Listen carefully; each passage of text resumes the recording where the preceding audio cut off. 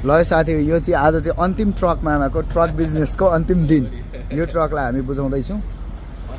र स्टार्ट हुन्छ कि हुँदैन हामी चेक पनि गर्दैछौँ हेरौँ है त के कस्तो हुन्छ सफा बनायो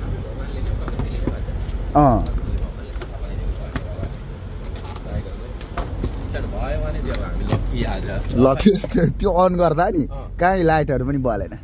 त्यो यही छैन कि त्यो हुँदाखेरि पारै लाग्यो उपर देख्न सक्नुहुन्छ कृष्ण सर त्यहाँ हुनुहुँदो रहेछ भनेपछि हाम्रो गाडी पनि त्यहीँ छ यहाँनिर छ यो गाडी हो यस्तो छ यहाँनिर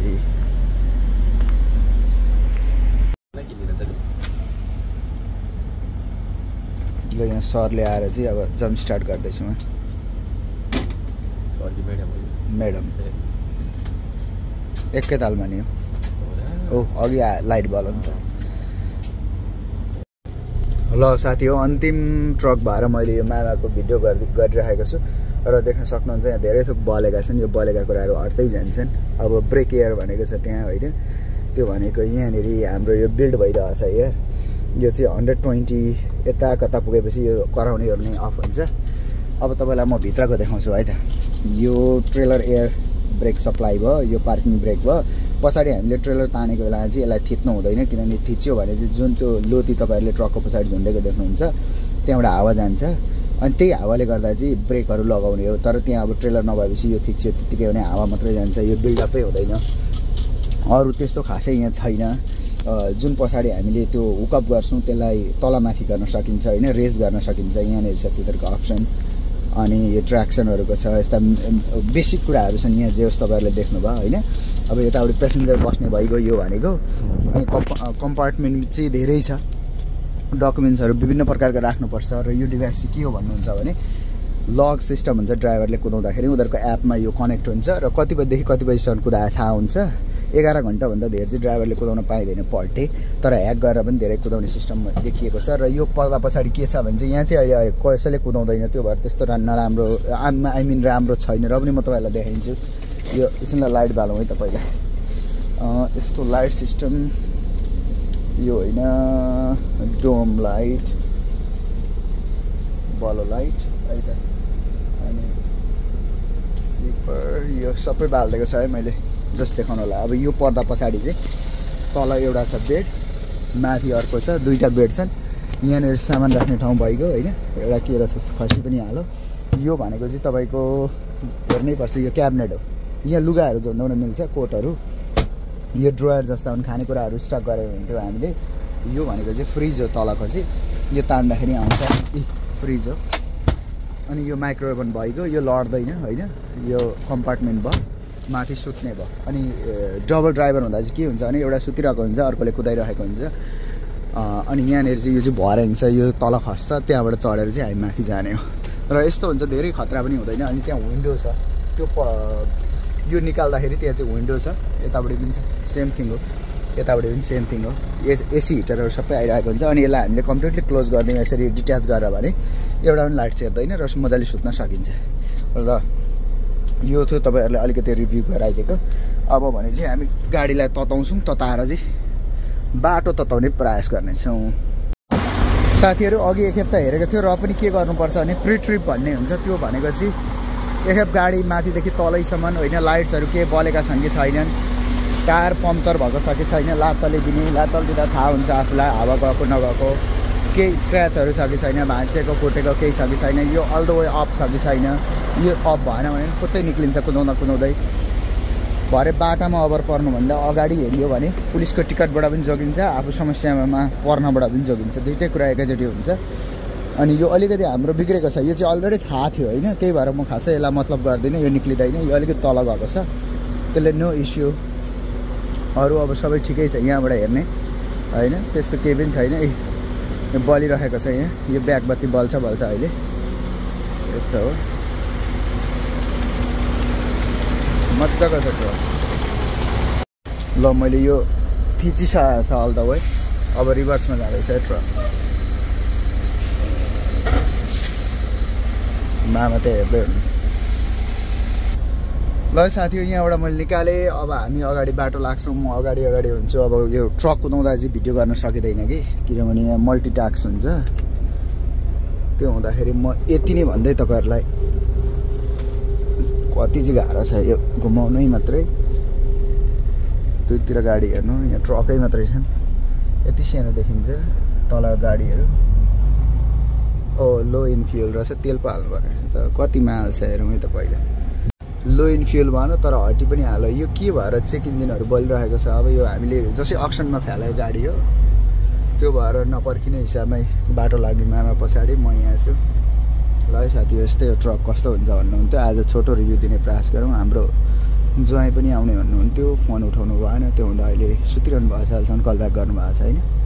यहाँ छ गाडी चाहिँ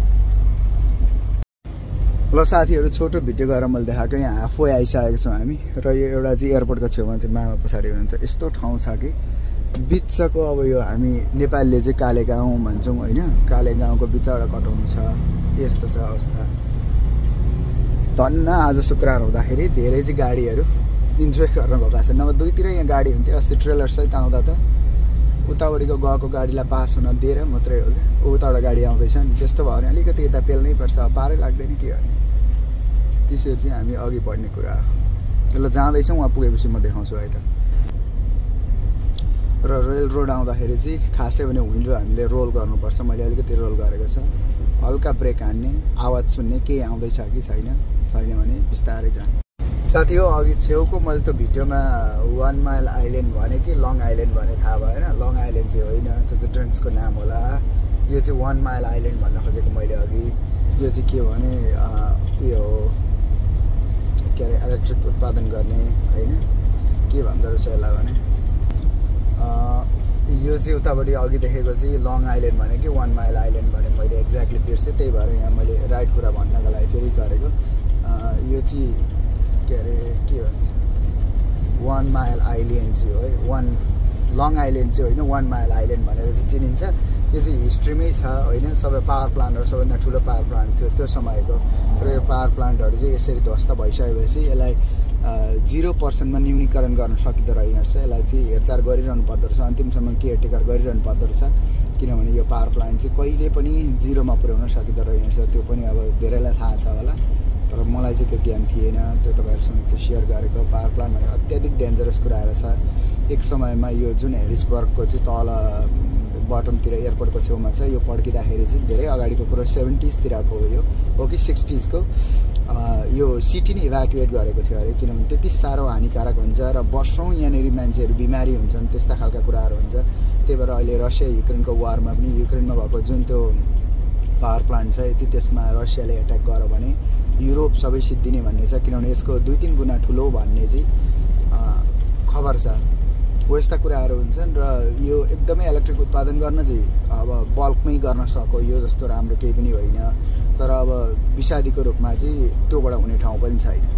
त्यो भएर जे कुराको पनि प्रो एन्ड कन्स त भइ नै हाल्छ तर कन्स चाहिँ यसको धेरै ठुलो देखिन्छ त्यो भएर यसरी घर पनि बनिरहेको छ कति ब्युटिफुल छ पेन्सिलभेनिया एकदमै रमाइलो छ तपाईहरुले यो कहाँको के भन्नुहुन्छ होला यो पेन्सिलभेनिया हो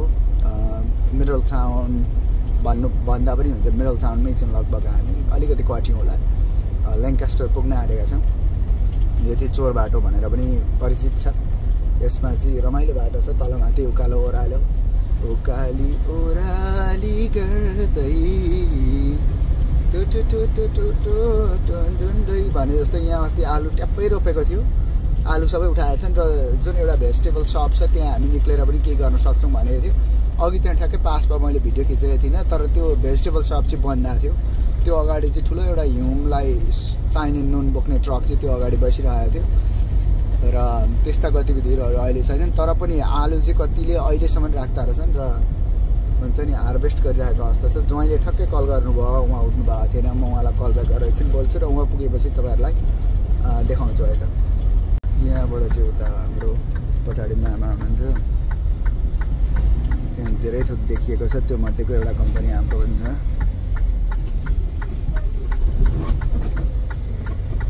यहाँ चाहिँ फराकिलो बाटो छ अब यहाँ साइनबोर्ड हेर्दै गयो यहाँनिर देख्न सकिन्छ के भनेको छ भने त्यस्तामा पुलिस लुकेर छ मैले त्यहाँ ठ्याक्कै फोन हुँदा झार्नु पर्ने भयो क्या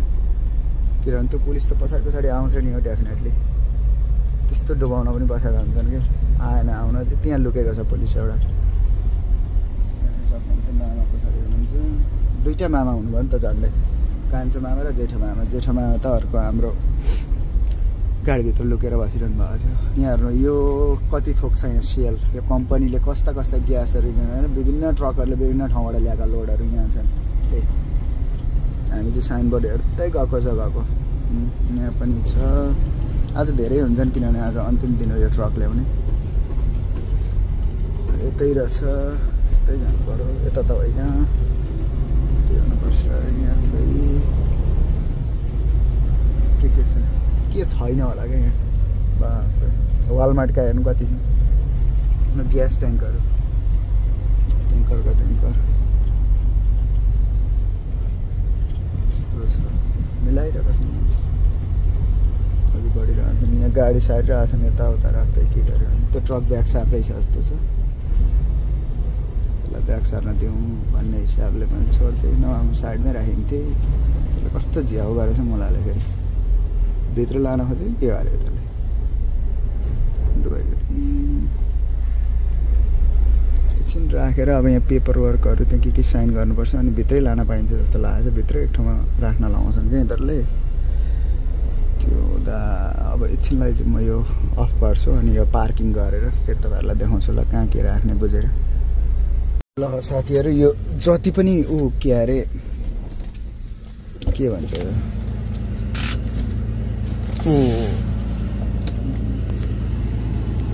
गाडीलाई यो अफ गरिदिउँ। ल अफ गरिदिएपछि चाहिँ के दोकान छ भने यो लक पनि गरिदिनु पर्ने हुन्छ। अब यति गरिदिइसकेपछि यहाँ राखिदिएको छ, यसरी पार्क भएर बसेका छन्। यो चाहिँ सबै मामाले ठ्याक्कै कल गर्नुभयो यो अक्सनमा जाने गाडीहरू एकछिन बुझौँ है सरबाट। ल ट्रक यति धेरै छ, मामालाई कस्तो लाग्यो अब अन्तिम ट्रक पनि धेरै हिँड्नु भयो। अक्सन चाहिँ कहिले छ? फेब्रुअरी 7 मा अक्सन छ नि, फेब्रुअरी 9 मा छ। हेर्नु सबै यो फ्लिट कहाँ आउँछौँ होला, के बार पर्छ होइन के बार पर्छ? ए यसरी कम्पनी ज्यापै बिक्रीमा छन् किनभने यति धेरै ट्रक छ है। र अब भने चाहिँ